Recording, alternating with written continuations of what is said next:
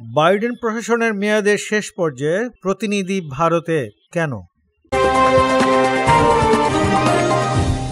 যুক্তরাষ্ট্রের প্রেসিডেন্ট হিসেবে জো বাইডেনের সময় বাকি আর সপ্তাহ দুয়েকের মতো। ঠিক এই সময় তার জাতীয় নিরাপত্তা উপদেষ্টা জ্যাক সুলিভান যাচ্ছেন নয়াদিল্লি সফরে। আজ থেকে শুরু হবে এই সফর। শুক্রবার বিষয়টি জানিয়েছে হোয়াইট হাউস। এই সফরের লক্ষ্য ইন্দো প্যাসিফিক অঞ্চলে চীনের প্রভাব মোকাবেলায় ভারত আমেরিকা কৌশলগত সম্পর্ক জোরদার করা। প্রশাসনের এক উচ্চপদস্থ কর্মকর্তা বলেছেন, ভারতের সঙ্গে সম্পর্ক শক্তিশালী করা বাইডেন প্রশাসনের জন্য পররাষ্ট্রনীতির প্রকৃত অগ্রাধিকার ও ঐতিহ্যগত অর্জনের ক্ষেত্র। সফরের মূল আলোচ্য বিষয়ের মধ্যে রয়েছে বেসামরিক পরমাণু অংশীদারিত্ব, সেমিকন্ডাক্টর ও বায়োফার্মা সাপ্লাই চেইনে চীনের প্রভাব, কৌশলগত প্রযুক্তি সহযোগিতা এবং অন্যান্য নিরাপত্তা অগ্রাধিকার। এই প্রসঙ্গে আরেক কর্মকর্তা জানান, ক্রিটিক্যাল এন্ড ইমার্জিং টেকনোলজিতে দুই দেশের যৌথ উদ্যোগকে আরো শক্তিশালী করাই এই সফরের মূল লক্ষ্য। সুলিভানের এই সফর তিব্বত মালভূমিতে চীনের প্রস্তাবিত জলবিদ্যুৎ বাঁধ নির্মাণ ঘিরে ভারত চীনের উত্তেজনার প্রেক্ষাপটে গুরুত্বপূর্ণ। বিশেষজ্ঞরা আশঙ্কা করছেন, এই বাঁধ ভারতের পাশাপাশি বাংলাদেশের কোটি কোটি মানুষের উপর নেতিবাচক প্রভাব ফেলতে পারে।